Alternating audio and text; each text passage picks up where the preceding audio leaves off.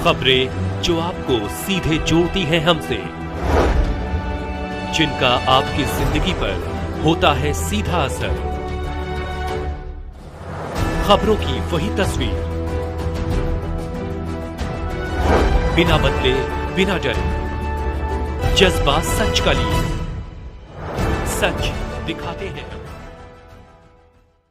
व्यासपीठ से अमर्यादित टिप्पणी करने वाले महामंडलेश्वर इंद्रदेव के लिए संतों की धर्म सभा में हुआ धर्म युद्ध का ऐलान। वृंदावन मथुरा वृंदावन मार्ग स्थित अक्रूर मंदिर में धर्म रक्षा संघ एवं रास बिहारी समाज द्वारा एक धर्म सभा का आयोजन किया, जिसमें वृंदावन के संत महंत, धर्माचार्य, भागवताचार्य, रासाचार्य, चतुर्वेदी समाज, रामलीला कमेटी, क्षत्रिय समाज एवं ब्रजवासियों ने महामंडलेश्वर इंद्रदेव द्वारा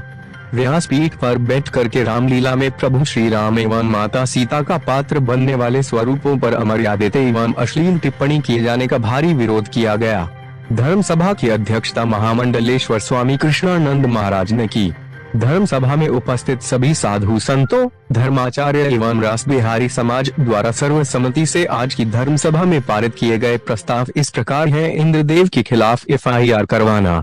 इंद्रदेव को श्री पंचायती निरंजनी अखाड़े के महामंडलेश्वर पद से बर्खास्त करवाना, इंद्रदेव का सामाजिक एवं धार्मिक बहिष्कार करना, इंद्रदेव की काली करतूतों एवं अश्लील भाषा को सोशल मीडिया, समाचार पत्रों एवं इलेक्ट्रॉनिक चैनलों के माध्यम से उजागर करना, आवश्यकता पड़ने पर धरना प्रदर्शन करना। धर्म रक्षा संघ के राष्ट्रीय अध्यक्ष सौरभ गौड़ ने कहा कि महामंडलेश्वर इंद्रदेव की हठधर्मिता एवं अहंकार को देखते हुए संत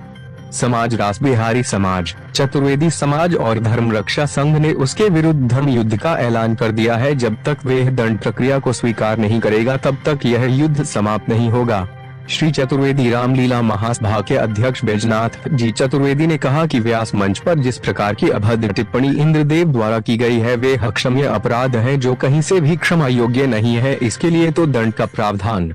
होना ही चाहिए। रास बिहारी समाज की ओर से बोलते हुए स्वामी देवकीनंदन महाराज ने कहा कि इंद्रदेव हमारे समाज में बिखराव करना चाहता है, कुछ लोगों को लोभ लालच देकर खरीदना चाहता है, जो कि बहुत ही निंदनीय कार्य है। हमारा समाज इस धर्म युद्ध में पूरी तरीके से इंद्रदेव के खिलाफ है। धर्म सभा के अध्यक्ष महामंडलेश्वर कृष्णानंद महाराज ने सभी संतों और रास बिहारी समाज के लोगों को सुनने के बाद अपना निर्णय सुनाते हुए कहा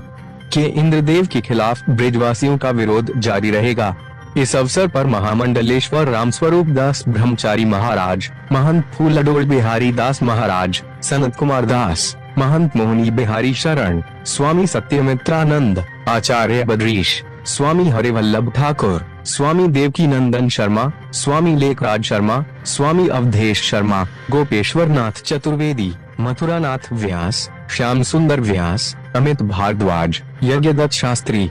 स्वामी ओम प्रकाश शर्मा, स्वामी कमल शर्मा, स्वामी शिवराम, स्वामी त्रिलोक चंद्र, महंत गंगा दास, स्वामी मुकुंद दास, स्वामी भुवनेश्वर, श्री दास प्रजापति, सुषमा अग्रवाल, नीलम गोस्वामी, वर्षा हरि कौशल, नीतू गोस्वामी, कंचन झा, घनश्याम सिंह, मुकेश शर्मा आदि उपस्थित। इसमें क्या फैसला लिया गया? बड़ा कष्ट होता है व्यासपीठ पर और धर्माचार्य के स्वरूप में आप बैठ करके और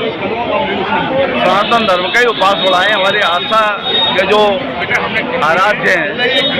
उनके प्रति अब शब्दों का प्रयोग करें। तो ये एक चैलेंज ऐसा हो गया है कि जिसके नाम पे आपकी प्रसिद्धि है, जिसके नाम पे आप जो कमाई कर रहे हैं और जिसके नाम पे आप पुंज रहे हैं और ऐसी व्यासपीठ को आप कलंकित कर रहे हैं, धर्म की रक्षा नहीं धर्म का विनाश करने का काम कर रहे हैं। जो धर्म विरोधी हैं उनके आप उपहास के लिए इन वक्तव्यों का प्रयोग कर रहे हैं। तो ये वृंदावन एक जो है विश्व का धर्म का एक केंद्र है, तो वहाँ लोग बैठ करके ऐसा कर रहे हैं, लगातार ब्रह्मंडल में भी कर रहे हैं, तो कोई स्थायी इनकी रोक टोक हो। आज तो एक बार बार ऐसा करें फिर हम वो आंदोलन करें और थोड़े हमारे लोग माफ़ी मांग लें, बात खत्म हो जाए। तो कैसे ये एक जो चलन जैसा हो गया है भाई, दूसरे धर्म के देखो हमें किसी धर्म के प्रति अनास्था नहीं हो, लेकिन वहाँ यदि कोई बोलता है सत्संग से जुदा जैसी बात होती है और जहाँ जो मजाक उड़ा रहे हैं बात को चाहे वो अंदर बकवास कर रहे हैं अशास्त्री न कोई इसका प्रमाण है, तो ऐसे लोगों का स्थायी इंतजाम क्या हो, क्या एक आचार संहिता बने, यही सबसे आग्रह किया गया। और निःशुल्क से सनातन समाज गंभीरता से विचार करके कोई निर्णय करेगा और एक आचार संहिता बने, और जो लोग ऐसा उसके विरुद्ध आचरण करें उन पर कठोर कार्रवाई हो। ऐसा यदि जो निर्णय होगा संत समाज का, इसमें जो धर्माचार्य भी हैं, भागवताचार्य भी हैं, राजाचार्य भी हैं, रामयाग आचार्य भी हैं, तो सब मिलकर निर्णय करेंगे, जिससे नहीं तो बड़ी एक ब्रज के लिए बड़ा दुर्भाग्य हो गया कि लोग मजाक उड़ा रहे हैं और वो इतने लोग मौजूद हैं, फिर ऐसा हो रहा है, एक आदमी चाहे वो करता है, तो निश्चित रूप से कोई समाधान होगा, ऐसा आता है और निश्चित रूप से इसकी रोकथाम की जाएगी।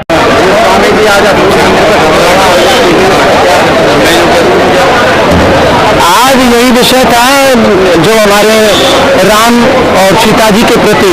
अभद्र भाषा का जो प्रयोग किया गया व्यास गद्दी के माध्यम से, उसके प्रति संवेदना कि इस प्रकार के, क्योंकि विरोध अपनी भावनाओं के अनुसार ही किया जा सकता है। लोकतंत्र, प्रजातंत्र, कोई भी कुछ भी करे, सब स्वतंत्र है, कुछ भी करे, परंतु ऐसे इतनी स्वतंत्रता होना भी हमारे सनातन धर्म के लिए उचित नहीं है। तो उसके लिए हमारा यही निवेदन है सबसे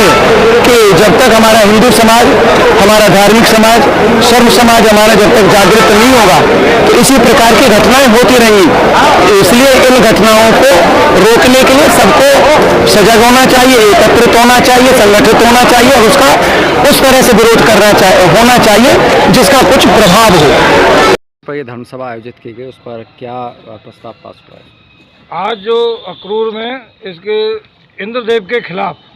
जो सभा आयोजित की गई, धर्म सभा, उसमें हमारे संतों के द्वारा, समस्त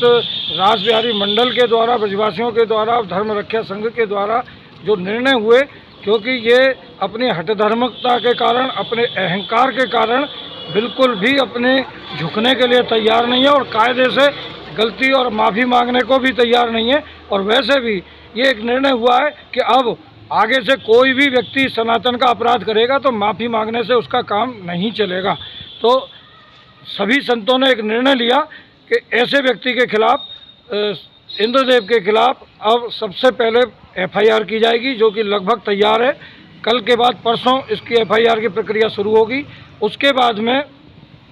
हम जो जिस अखाड़े से इसको महामंडलेश्वर बनाया गया है, उस निरंजनी अखाड़े के जो अध्यक्ष है उनसे हमारी वार्ता हुई है और इसको उस अखाड़े से बर्खास्त कराने के लिए तैयारियां की जा रही हैं और बहुत जल्दी निरंजनी अखाड़े से इसका महामंडलेश्वर पद समाप्त करा दिया जाएगा, इसको बर्खास्त करा दिया जाएगा। इसके अलावा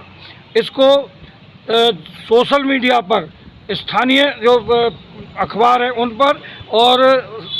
जो इलेक्ट्रॉनिक मीडिया है, सभी जगह इसकी बहुत सारी काली करतूतें हैं। उन काली करतूतों को उजागर किया जाएगा, ज़्यादा से ज़्यादा लोगों को इसके बारे में सही जानकारी दी जाएगी कि यह कितना खतरनाक व्यक्ति है। काल नेमी के रूप में हमारे व्यास मंच पर बैठकर लोगों को किस प्रकार गुमराह कर रहा है और इसका सामाजिक बहिष्कार किया गया है। कोई भी समाज का व्यक्ति, धार्मिक व्यक्ति इसके किसी आयोजन में नहीं पहुंचेगा और ना ही इसको अपने किसी आयोजन में बुलाया जाएगा। और एक निर्णय और हुआ कि अगर आवश्यकता पड़ी तो इसके खिलाफ सड़कों पे उतर के धरना प्रदर्शन भी किए जाएंगे। मगर इस सारे निर्णय के बाद भी इसको एक मौका सभी संतों की सहमति से दिया जा रहा है कि यदि ये एक दिन के अंदर अपनी सहमति व्यक्त करता है और हमारे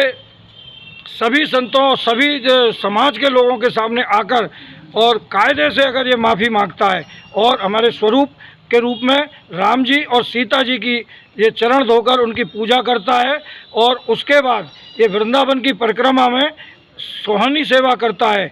तो फिर इसको माफ़ किया जा सकता है, क्योंकि बिना दंड के इसको माफ़ी मिलनी नहीं थी और इसका दंड यही है कि ये वृंदावन की परिक्रमा में सोहनी सेवा करे। ये निर्णय आज की धर्म सभा में लिया गया।